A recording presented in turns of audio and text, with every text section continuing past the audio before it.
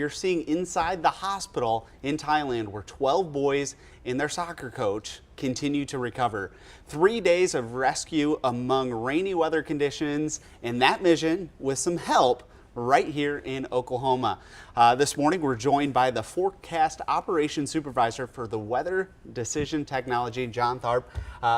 First off, thank you for being here, and thank you for kind of helping get those kids and their coach home safely. Thanks for having me. We're just glad we were able to make even a small contribution to the rescue efforts.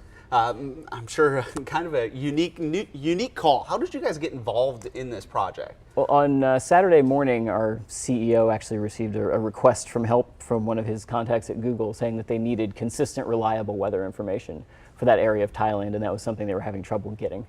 So you kind of mentioned just a minute ago that you guys helped kind of develop the radar technology there. So you guys are kind of familiar with that area. Yeah, Weather Decision Technologies in the past was involved with helping to set up the Thailand radar network. So we do have some ties to the area previously. And just kind of describe a typical day over the past week or so that you guys have been involved. It was a little bit hectic at the start. We had a very good team effort, quickly spinning up high-resolution weather forecast models, setting up graphics, consulting with the folks over there to try to get them the information they needed as quickly as possible. And one of the big concern was that they're in the middle of the seasonal summer monsoon at this point and averaging around a foot of rainfall per month, with July and August being their wettest months. So there's a big sense of urgency knowing that substantial rainfall was on the way that might only worsen conditions. So you said average is about a foot of rainfall. What were they seeing? What were the weather conditions like? Why this was all going on?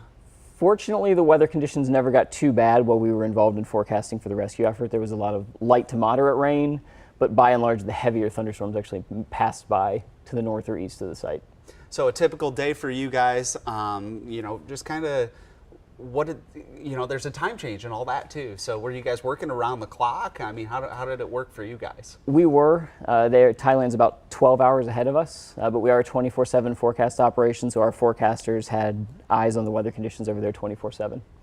Pretty unique scenario there. And of course, you kind of mentioned the technology, the lack of technology there, but with your guys' radar network there, you guys were able to do that. We have the Mesonet here. There's not a network like that in Thailand, right? I will give Thailand credit. They have a fairly good weather observation network, but no, it's nowhere near the coverage of the Mesonet. And that was one of the things we got involved in, was figuring out how much rain had previously fallen when they had problems, to give the geologists on the ground a better understanding of what they could expect based on future forecasts. In flash flooding, something that we deal with here in the U.S., you have these river valleys that kind of just funnel all the water into one area, which can enhance flash flooding. So now you're talking about a cave that a human can barely fit through. What kind of challenge did that play in forecasting when to go rescue these kids? That was probably one of the most difficult aspects of the forecast. So we always think about surface flooding rivers and streams like you were mentioning. Trying to figure out how much rainfall it would take to actually cause a water level rise in that cave was quite difficult, and it was one of the biggest concerns obviously for the folks on the ground over there. And I saw some forecasts for the area, they could see up to 8 inches of rain and things like that. What were you guys thinking when you were looking at the data and thinking, we're going to see 8 inches of rain?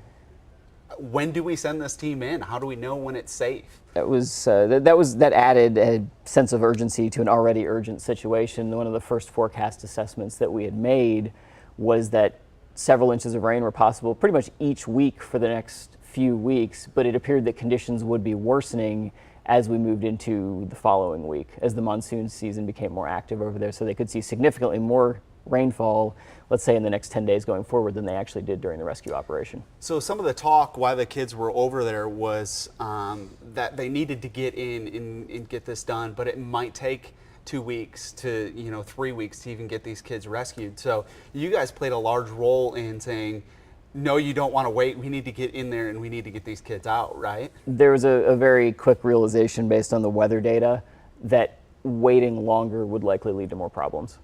So it sounded like everything, did you guys run into any forecasting issues? I mean, it sounds like it was done very precisely. Everybody went in and got the kids out without any weather-related problems, at least, right? Fortunately, from the weather forecasting side, things went very smoothly. But let's be honest, the folks on the ground in Thailand deserve all the credit for that tremendous rescue effort.